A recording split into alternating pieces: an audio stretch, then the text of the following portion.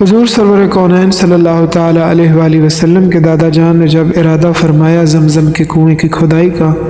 تو انہوں نے اپنے تمام خاندان والوں سے یہ کہا کہ آؤ مل کر اس مبارک کام کو سر انجام دیتے ہیں، مگر سب نے ہیلے بہانوں سے کام لیا، ایک طرح سے انکار ہی کر دیا۔ لہٰذا آپ نے اپنے بیٹے حارث کے ہمراہ اس مبارک کام کا آغاز کیا، اور جو ہی کچھ آثار ظاہر ہوئے تو سب کے سب خاندان والے اکٹھے ہو گئے اور کہنے لگے کہ ہم بھی اولاد اسماعیل میں سے ہیں، لہٰذا جو کچھ یہاں سے برآمد ہوگا ہم بھی اس میں برابر کے حصے دار ہیں۔ اس پر آپ نے فرمایا کہ آپ کا کوئی حصہ نہیں ہے، کیونکہ آپ نے کوئی محنت نہیں کی، کوئی کوشش نہیں کی، جبکہ میں نے آپ لوگوں کو پہلے اپنے ساتھ شریک ہونے کی دعوت بھی دی تھی۔ بہرحال یہ بات باقاعدہ ایک تنازع کی شکل اختیار کر گئی۔ وہ لوگ بہت زیادہ اعتقاد رکھتے تھے کاہنوں کے اوپر۔ علماء فرماتے ہیں کہ کاہن وہ لوگ ہوتے تھے جو یکسر دنیا داری کو چھوڑ کر ایک طرف گوشہ نشین ہو جاتے،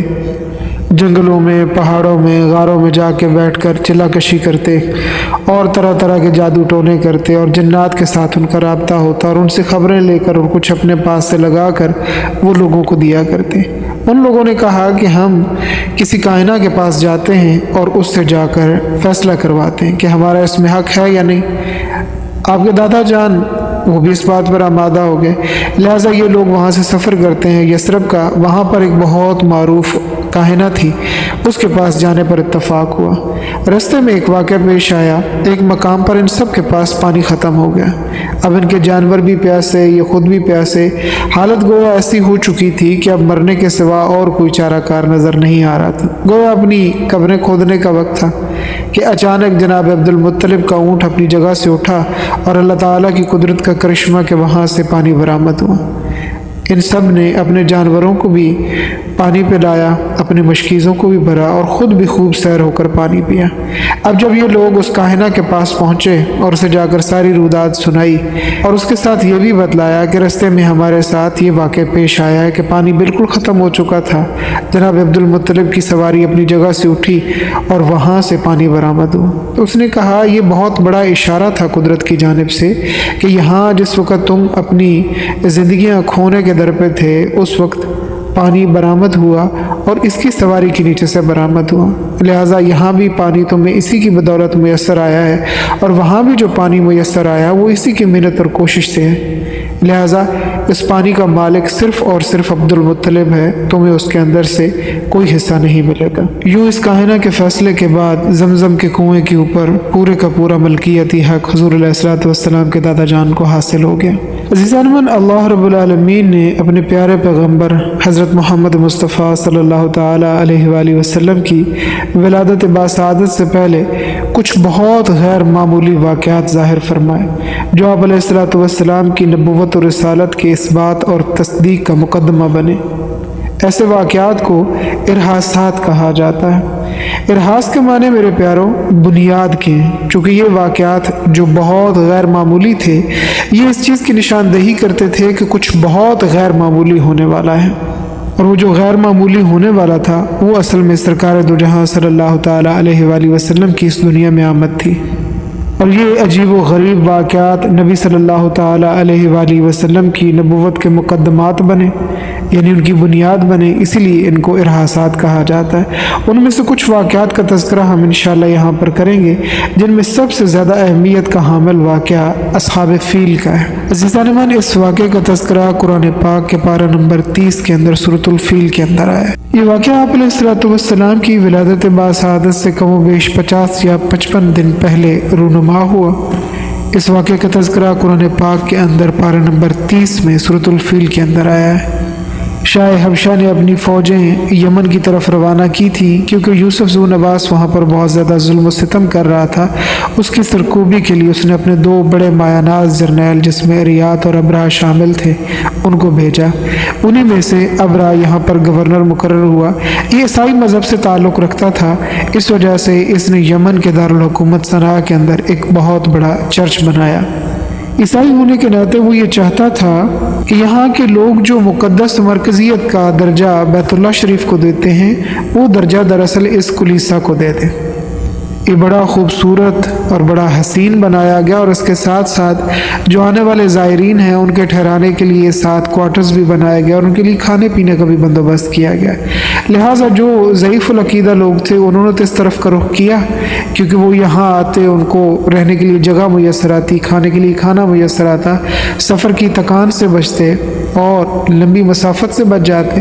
جبکہ جو صحیح العقیدہ لوگ تھے وہ اب بھی بیت اللہ کی طرف ہی سفر کرتے اور وہیں جا کر طواف کرتے، اور یہ بات اسے بہت نامناسب معلوم ہوتی تھی۔ اور جیسا کہ اس سے پہلے ہم بڑی تفصیل کے ساتھ اس کا تذکرہ کر چکے ہیں کہ شروع ہوئی سے مکہ مکرمہ کے لوگ تجارت کی غرض سے ہر سال 2 سفر کیا کرتے تھے، ایک ملک شام کی طرف اور ایک یمن کی طرف۔ ایسے ہی ایک تجارتی قافلے کے کچھ افراد یمن میں گئے ہوئے تھے اور وہیں پر اسی چرچ کے گرد و نواح میں بیٹھ کر آگ تاپ رہے تھے، اور کہیں حادثاتی طور پر ایک چنگاری وہاں سے اڑی اور جو غلاف اس کے اوپر بیت اللہ کی طرز پر چڑھایا گیا تھا اس چرچ کے اس غلاف کو جا کر لگی۔ آگ بھڑک اٹھی جس کے اندر وہ پورا کا پورا جل کر خاکستر ہو گیا، اور ایک روایت کے اندر آتا ہے کہ کوئی ایک عرب شہری تھا جو وہاں پر گیا اور اس نے رات کی تنہائی میں جب دیکھا کہ کوئی آدمی وہاں میسر نہیں ہے تو اس نے اسی چرچ کے اندر داخل ہو کر گندگی کی اور اس گندگی کو اس کی دیواروں کے اوپر مل دیا، اور اس طریقے سے اس نے یہ پیغام دیا کہ جو گھر تم نے بنایا ہے یہ بیت اللہ تو نہیں بن سکتا، ہاں اگر یہ بن سکتا ہے تو یہ بیت الخلاء بن سکتا ہے، اس سے زیادہ اس کی حیثیت نہیں۔ جب یہ پے در پے واقعات ہوئے اور اسے معلوم ہوا تو اسے بہت غصہ آیا۔ اس غصے کے عالم میں اس نے کہا کہ سب سے پہلے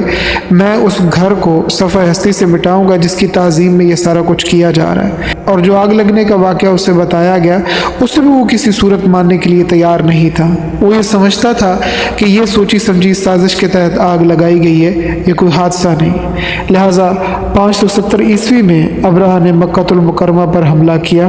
اور اس کے لیے اس نے بہت بڑا لشکر تیار کیا۔ بعض روایات میں آتا ہے کہ بڑی تعداد میں ہاتھی بھی اس کے لشکر کے اندر شامل تھے۔ عربوں کے لیے یہ جانور نیا تھا، اس کی وجہ یہ ہے کہ صحراؤں میں یہ جانور نہیں پایا جاتا، یہ جنگلوں میں پایا جاتا ہے۔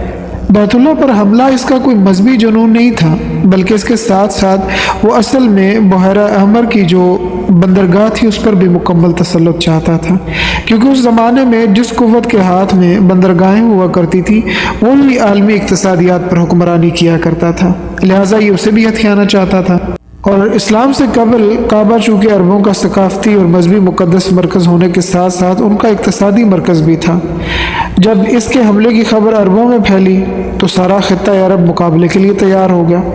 ذو نفر کی قیادت میں جو یمن میں آباد عرب شہری تھے وہ سارے کے سارے جمع ہوئے اور انہوں نے ابرہہ کے خلاف اعلان جنگ کیا،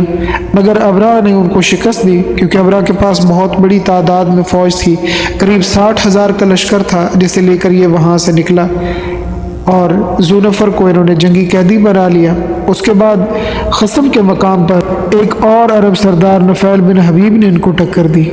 اس نے اپنے قبیلے کے ساتھ ان کا رستہ روکا مگر انہیں بھی پسپا ہونا پڑا اور نفیل بن حبیب کو بھی جنگی قیدی بنا لیا گیا۔ اس کے بعد یہ لشکر منزلوں پہ منزلیں مارتا ہوا طائف تک پہنچا، اور طائف کے اندر قبیلہ بنو ثقیف آباد تھا، وہ اس سے پہلے ان واقعات سے باخبر ہو چکے تھے جو واقعہ نفیل بن حبیب اور اس سے پہلے ذو نفر کے ساتھ پیش آ چکا تھا، لہٰذا انہوں نے اس سے کہا اگر تم ہمارے عبادت خانے کو کوئی نقصان نہیں پہنچاؤ گے تو ہم تمہارے خلاف ہتھیار نہیں اٹھائیں گے۔ انہوں نے دراصل وہاں پر لات نامی بت کے نام پر ایک بہت بڑا بت خانہ تعمیر کیا ہوا تھا۔